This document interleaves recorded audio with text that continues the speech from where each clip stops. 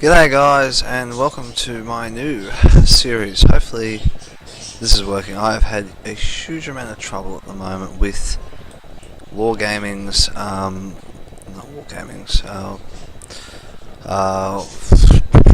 well, what is this game called? Ground Forces, and their, it just keeps locking up and loading on me, so hopefully this works all the way through. If it doesn't, I'll just stop it and I'll go straight over to my World of Tanks video. The idea of this segment is for you guys to send me questions. As you can see, tanks have still got a few bugs in it. I bounce around like I'm in a dodging car. So last week I covered historical and simulated battles and how they differ and how they are similar to each other. So this time round, I'm actually going to cover probably more on tank details and the difference between the graphics and why. Now, Gaijin have really followed the path in their game of realistic the whole time. Everything's realistic. Even in the arcade mode that they have, where you have a selection of garage tanks similar to garage battles, which Wargaming wanted to implement but they haven't figured out how to do it, operates. As you can see, the detail in the grass, the smoke, and a whole heap of other things in this game just changes the whole feel of it. Now, I love the detail of the tanks, and this is the T-28. I do love it. Now, Kaz is over there in the T-26, just there in front of me, and he's only just played today. This is his first battles with me. Now, as you all know, I've been playing on and off all week long, and I have enjoyed playing Gaijin's Ground Forces. I think it's a great addition to the tank universe. Now, as I was saying, realistic. This is realistic the whole time, and you've got to get used to that, even down to the crosshair. Now, you have a crosshair, and you've got to sort of line your targets up, basically, and understand that you've got to shoot high to get the arc of the drop of the bullet and everything like that. So when you're playing simulated battles, you've got to really pay attention. So I've been sort of training myself at the moment for distances of stuff to how I shoot them in upcoming simulated battles and realistic battles that I hope to play in.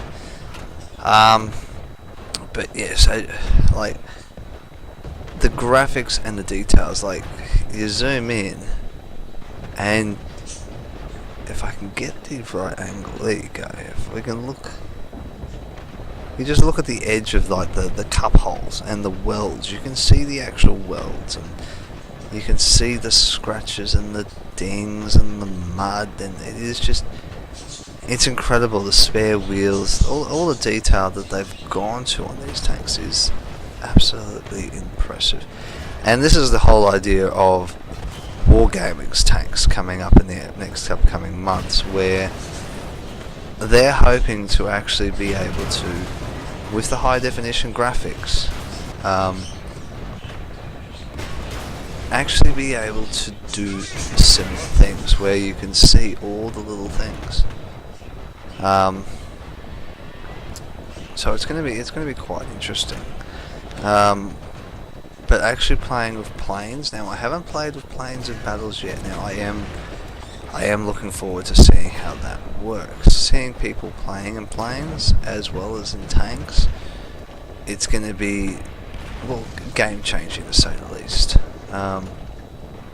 I've really enjoyed the whole look and feel of this. Now, it took me a lot to get used to it. I must stress this enough. Like, I just express this enough.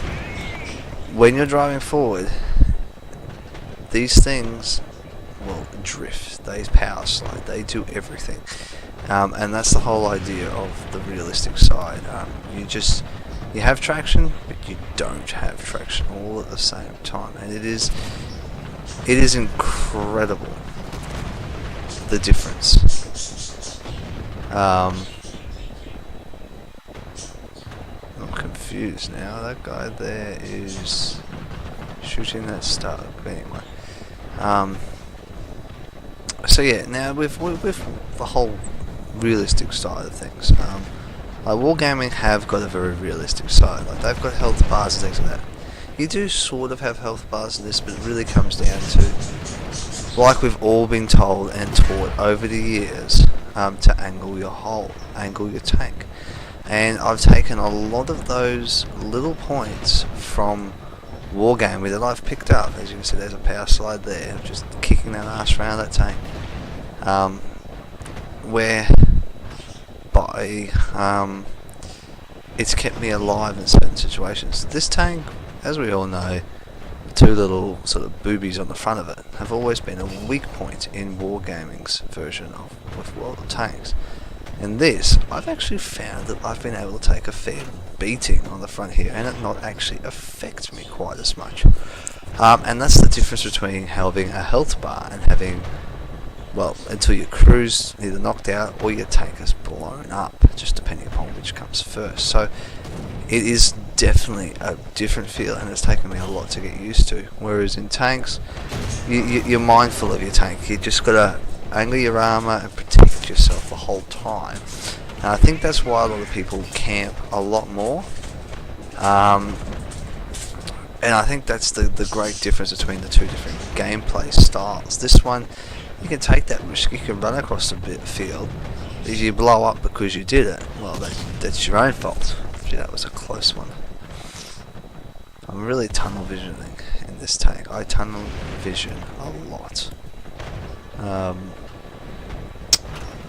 So yes, there is definitely, and it's taken me quite a few battles to actually get used to this, and I'm actually starting to hit targets, do damage and everything else, and this is where I really get pounded. This is where the enemy is just on all sides. Now I have got on this tank now artillery call in, and I haven't quite figured out how that works as of yet.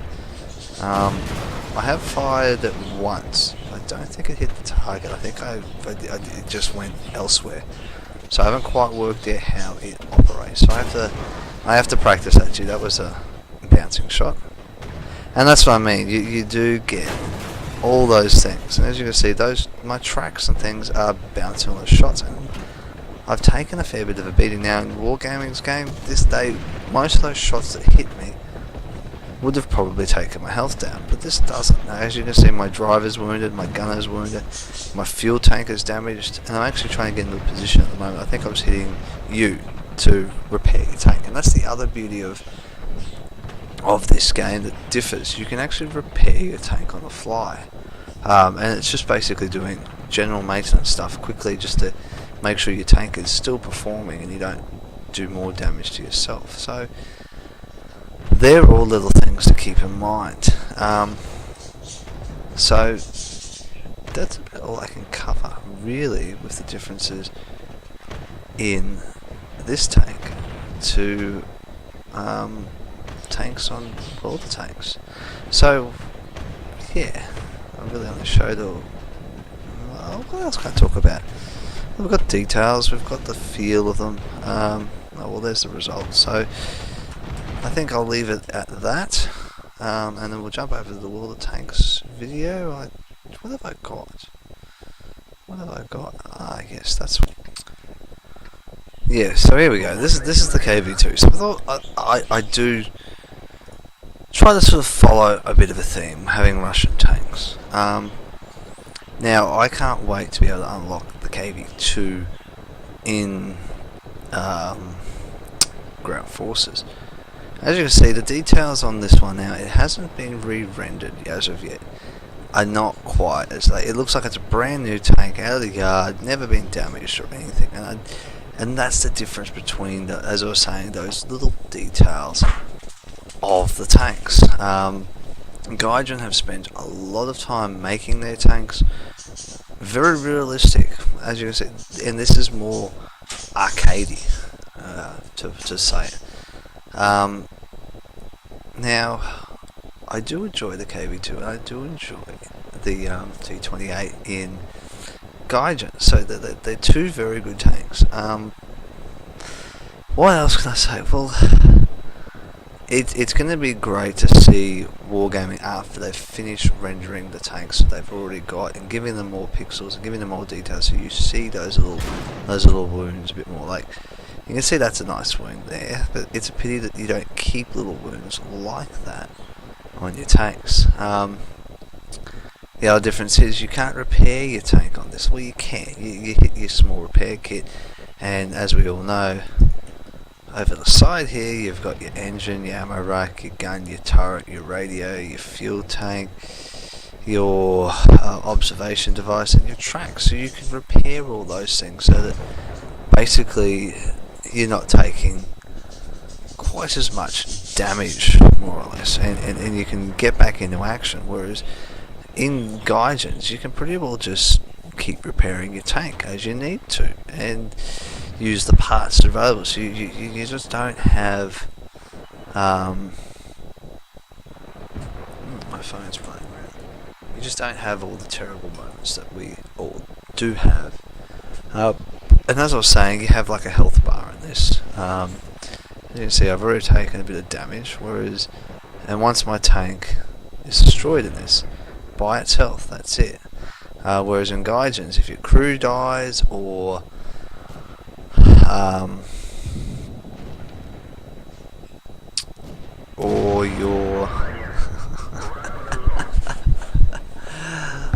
your tank gets destroyed for whatever reason, it causes you problems. So, and they're the things that we need to sort of look at and pay more attention to when playing. Oh, that was unlucky. Playing the two tank games, you've got to play them differently. This is a very arcadey feel. You've got hit points, whereas in the other one you don't have hit points. You just have a lumbering tank that is realistic flying around the field. I do know that with the new physics engines coming out, that Wargaming will have very similar things where you have that bit more power slowing and a little bit less control over your tank, so it's not so clunky. They've also said that there is the possibility that if you fall or you're on the wrong angle, you could roll your tank over. So there are all those things that are coming up now. I haven't seen it as of yet in ground forces, but I have actually experienced, more or less firsthand, the tank nearly rolling on me, where I've actually been nearly on my side and it has tipped right over, and I don't know what saved me to go back. So it is very realistic the whole time, and I can't stress that enough. If you're not in, and some people are not in for realistic, some people are not in for arcade, and there are two different communities. There are a War Thunder community, and there are a arcade tanks, World Tanks community. So I'm a bit of both. I do enjoy both, and I probably enjoy the planes a little bit more than the tanks, but I think that's just because I'm not used to their tanks, whereas I'm used to this tanks a bit more. So with a little bit more time, I probably will actually get a bit better at it. And I have noticed an improvement now lately, and it's the same theory. You don't feel the tank's peak performance until later on in the game, when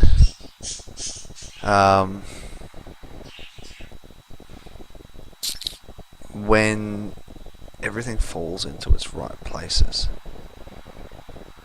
And it's about getting the right equipment, the right gear for what you want. This is where I decided I'm not defending town by myself, and I actually pulled back. I just thought, nah, everyone else is dying. I'm not gonna die for my team. I'm just gonna get in a position where those TDs can help me on the right there. Yeah. So, what else can I say? I can't say much else. Unless you're really wanting to play Simulator the whole time, Wargaming is the game for you. Ground Forces is the game for you. If you like the arcade where you can jump in, play one tank, yeah, go for it. I do know that, as I said earlier, Wargaming would like to introduce. They would like to introduce garage battles. They're still trying to figure out how to make it so that it has that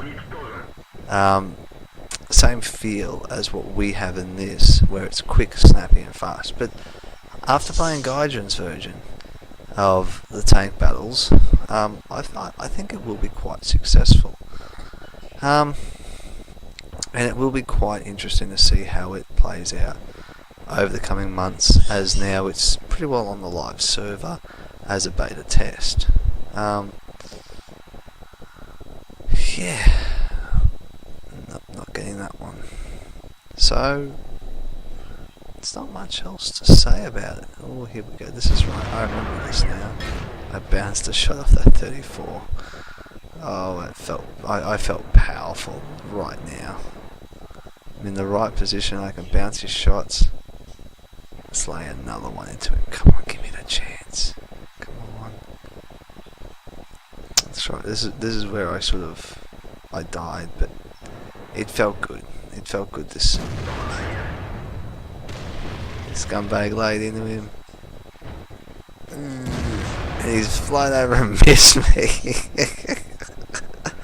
Oh, poor 34, and someone's trying to kill me, and I'm lining up this shot.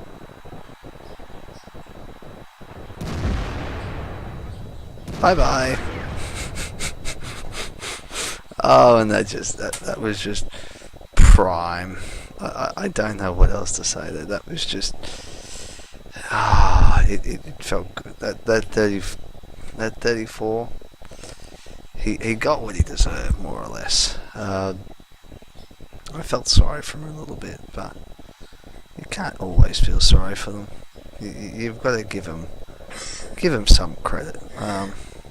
But yes, so that's about all I can say, guys. They're basically the differences in the games. If you do like this, if you want to ask me questions, please send your questions in the comments below. Ask away. I'm going to try and just do little things like this and compare the two different games now that I can get more access to the ground forces. And show me playing and Kaz playing and things like that, so it will actually make things a little bit more interesting. So please leave your comments below, ask questions. You can ask me anything you really feel like asking, except for marrying. I can't do that. What else? The like button's there. If you like this, please hit like. I'm going to try and make this a weekly occurrence, where I do something like this. Now, I did have trouble releasing it. I'm going to be trying to release this on a Sunday. I just had a lot of trouble with recording for War Thunder lately. I don't know what's going on. Maybe it's just the way the new patch expansion is working at the moment, but in the end I got it to work. So subscribing, liking, commenting, Facebook page is there also, my War of the Tanks replay, as well as an email. If you just want to send me an email, you're more than welcome to. You can say, hey, how's it going? You can say, I like your stuff. You can do whatever with it. It's there to be used and abused, basically. Any way you feel is necessary. So yeah, outside of that, guys, I think I've covered all I can about the similarities and differences between the playing styles of both War of the Tanks and ground forces, and how much the graphics are different and the two different styles of playing they are. So yeah, hopefully I will figure out what I'm going to talk about next week. Otherwise it's probably going to be very boring, but if you ask questions then I'll be able to talk about things. So yeah, that's all that, guys. Happy hunting. I'll catch you on those battlefield. I'll see you in the skies.